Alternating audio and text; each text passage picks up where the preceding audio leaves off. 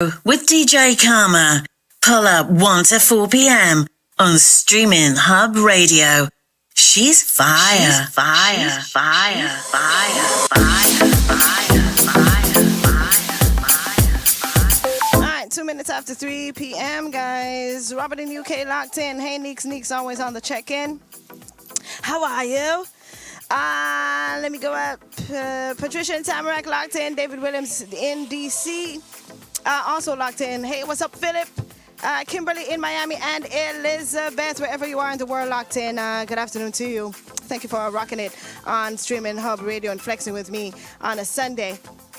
Can we talk about George Nooks before I get into this set for legendary Merciless? Yes. So George Nooksy, boy oh boy, don't even know what to say. George Nooks has always kind of been, one of my favorite artists, but is almost always in trouble with the law. So his trial has been postponed for the umpteenth time, dare I say. The trial for reggae gospel singer George Nooks was postponed on Wednesday until November 23, when he is next scheduled to appear in the Kingston and St. Andrew Parish Court to answer to drug possession charges. So Mr. Nooks' attorney, Tom Tavares Finson, is reportedly involved in another matter in the Home Circuit Court. The veteran singer was arrested on he was arrested for an April 2019 incident and charged with possession of cocaine and attempting to pervert the course of justice. In October 2020, he spent a night in police lockup and his vehicle, a Mercedes-Benz GL 450 SUV, was seized. It was subsequently, of course, returned to him. Allegations are that Nooks ingested some substance after being accosted by police in Ligonier, St. Andrew in April of 2019. He was taken to Kingston Public Hospital for observation and subsequently released. This is not Nooks' first run-in with the law on drug-related charges. He was freed of a similar charge on May 21 in 2019. So allegations are that Mr. Nooks check this out. Allegations are that Mr. Nooks tossed a plastic bag containing a white powdery substance to the ground when police conducted a narcotics operation when they approached him, right? He was taken into custody, and while being processed at the police's narcotics headquarters, Mr. Nooks reportedly got hold of the bag and swallowed the contents. Oh boy. Nooks is known for his songs such as the version of Lil Roy's Tribal War, 40 Legs Dread, and the gospel hit Ride Out the Storm. And I feel like, Nooksy, you're going to have to ride out the storm with this one. What you doing with drugs? Why? I say why? Why a lot of these talented artists turn to hard drugs? Gregory sang about it. He met his demise. And a lot of other artists oh boy.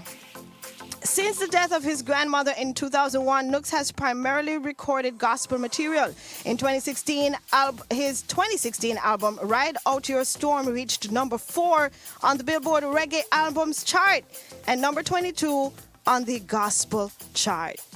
Imagine that. Talented, but has fallen prey to narcotics. Gives who a good vibe, please. What? Nothing that a gummy can't fix. Just pop a gummy and you'll be good for the rest of the night. Well, maybe that's me. But Molly is also heavily being used by youngsters in Jamaica.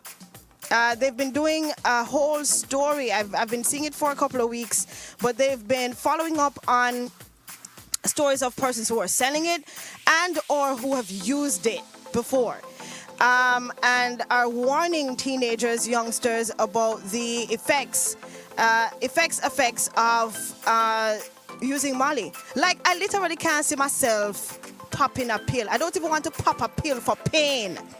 Like if I have a tummy ache or a headache or well, drink some tea, but some gas.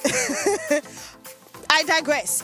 I'm just saying that to say I can't see myself sniffing something, because as soon as anything is dried up in my nose, that's me in there taking it out. So can you imagine me trying to pull something up in there to feel good? It just, I know my style, that is just not my thing. I ain't having it. We ain't doing it. Just roll up and go and relax yourself.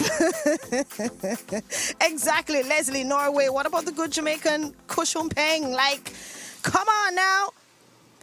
And then Darren in France says it's all over the world. This young generation is literally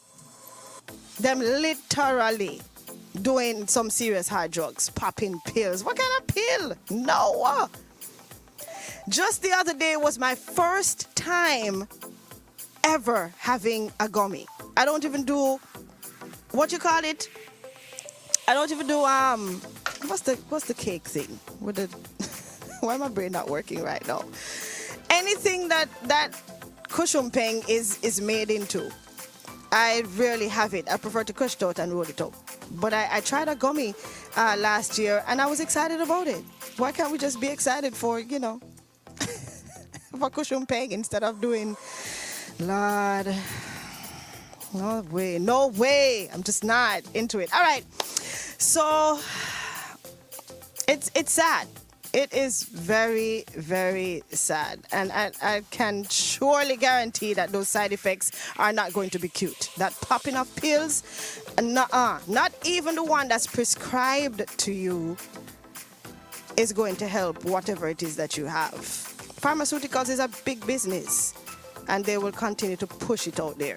And the youngsters will eat it up. Yeah, I mean, sad. George Nooks, I hope you get it together. Get it together, my brother.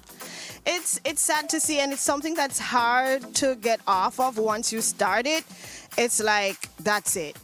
You know what I mean? Unless you go through some serious therapy.